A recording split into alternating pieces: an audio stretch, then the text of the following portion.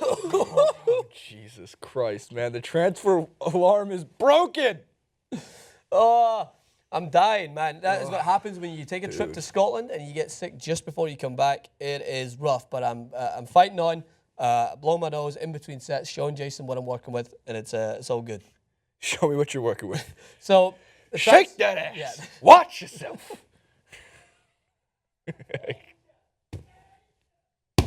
Oh, I wish you could hear the mic in there. That was awesome.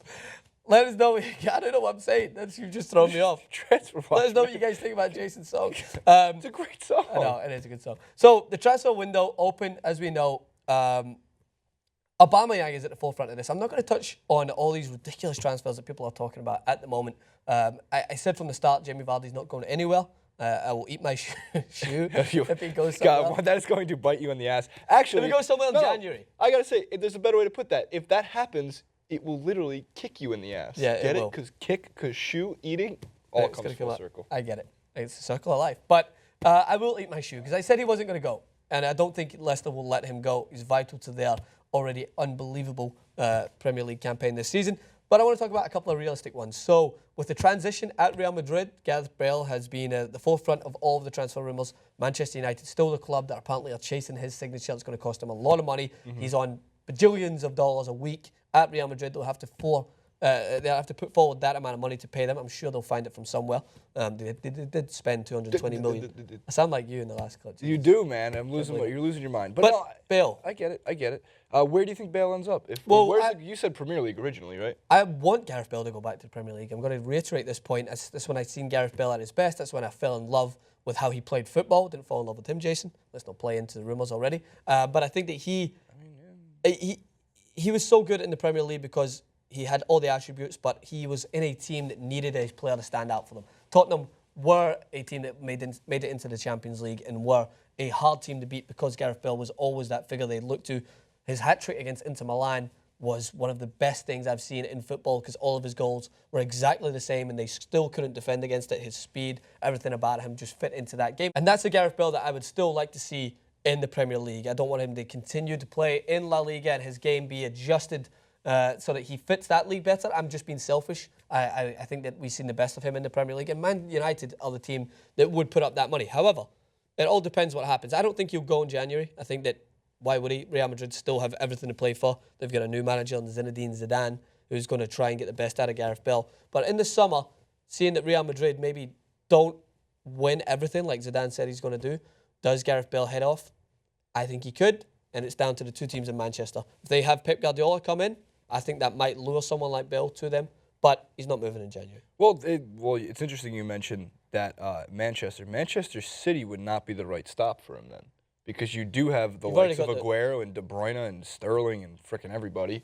Yeah, I got Terry. I get so if the point being made is that he needs to stand out, then Manchester United would be a better pit stop for him. And they need someone like him in the wide areas. Memphis hasn't worked out this season.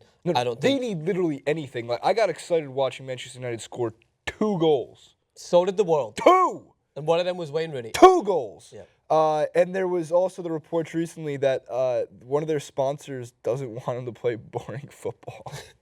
It's like if Nike came out and said, hey, New York Knicks, don't play boring basketball. Yeah. Hey, Manchester City, you guys got a lot of good guys. Don't play boring football. United, just play happier, play smarter, score more goals for us, please. I was watching Manchester United's game with a few Man United fans in an English bar. It came at a point. It was 0-0. This is before the Swansea game. It was 0-0 at a half-time, and as soon as the game started, De Gea had a goal kick, and someone's like, fucking shoot! As a goal kick. It's like, that's the only shot we're going to get. That's the closest we got. It's in the air. Yeah. So the other major transfer target, Max Wellington, is Pierre-Emerick Aubameyang, who is a hot target lighting the entire footballing world on fire. Yeah. He scored, if I have this written down correctly, 620 goals in 38 games played this year. You need your specs? My bad. It's 28 and 27, if I am correct. And Yeah. he obviously has been a major portion for Borussia Dortmund. Even more interesting is reports from Borussia Dortmund say that they are not tied to Aubameyang. They don't feel they need Aubameyang to continue, which basically is saying he's going to get a transfer. That's just cushioning the blow.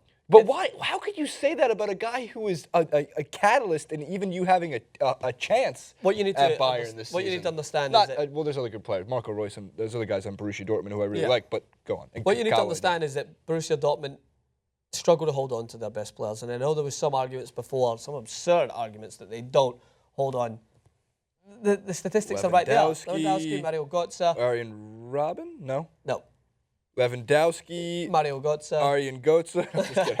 I'm just kidding. But so I think that this is a way for their board, if it is true that it's coming from them, they're trying to cushion the blow that's inevitably going to happen. Aubameyang could go to anyone from Real Madrid, who are circling the water at the moment, looking for someone to potentially replace Benzema if he heads out. I feel like they can drop, I don't know, I was watching Aubameyang a lot in the past couple of days, and I feel like they can drop Aubameyang back. I don't think he needs to play in the lone striker position. I was asked about why Aubameyang's performing so much this year, and I think it is because he's a lone striker. He's been up front more? Because when you've seen him partner with many strikers before, like Lewandowski in his time, he's taken the role as the forefront very well because he's got speed to get in behind, but he's also big. He's a little thin, but he's big and can hold the ball in, and he's good with his head. That's what I was saying. Like he looks like he could be a Pogba. He's like Pogba. He's got the same build. He's got like a Kevin Durant build for a footballer as well. He's very gangly, and his speed is the reason why he's one of the fastest players on FIFA. That's the only way to summarize it. He's very, very quick.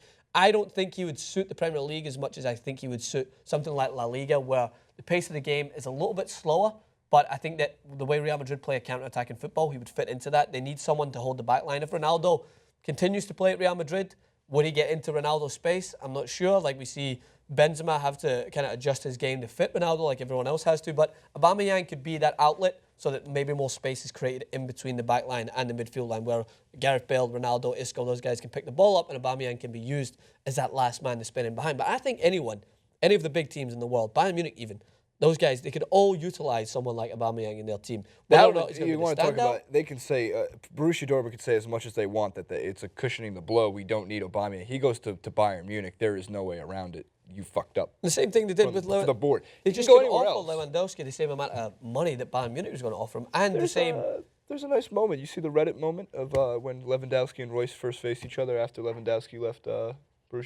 think Lewandowski was sad to leave Borussia Dortmund. There's such a tight-knit community that was built there under Jurgen Klopp. They basically because Klopp's a bro. I know he's such a bro. I want to have a beer with him. Klopp is a cool dude. I want him to feed me grapes.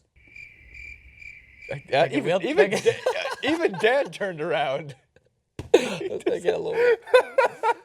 Yeah, but there's definitely a sense of brotherhood at Borussia Dortmund. But the thing is, it comes down to what players want to do for their future. Players are always in charge of where they want to go. People in America still struggle to understand this because obviously in the NBA and other sports, they don't move as freely as they can. If a player wants a move, he's going to get a move. It happened with Lewandowski. It happened with Mario Götze. Mario Götze moved to Bayern Munich whilst Borussia Dortmund were ready to face Bayern Munich in the Champions League final. You know what happened? Hamstring injury. I can't play for Dortmund. Do you know why? Because he didn't want to play against the club that he was about to transfer to, and he didn't think he could obviously perform to the best of his ability. Yeah, but no one in Germany actually cares because he scored the game-winning goal internationally for them in the World Cup, and now there's statues of him and his enormous dick. Did you see the girl he was with and the hammock that he was holding? Yeah. Jesus, man. Yeah, it's like Ben Mank said that Joe Hart, quote, that guy gets laid, right? Yeah. Just from his build. Mario Götze, exact same status. Yeah, he gets laid. My girlfriend even said he was very attractive when he scored that goal. Francis, I'm going to wrap this up for you. What's wrap next up for Mario Götze's girth? Borussia Dortmund. Get it? Borussia Dortmund because they're bros. I get it. You get it? Aubameyang, Gareth Bale, and of course where Ronaldo and Messi were transferred to as always. Don't forget to like, favorite, and subscribe to the new TYT Sports in 2016. What's new? Francis is gonna shave his head.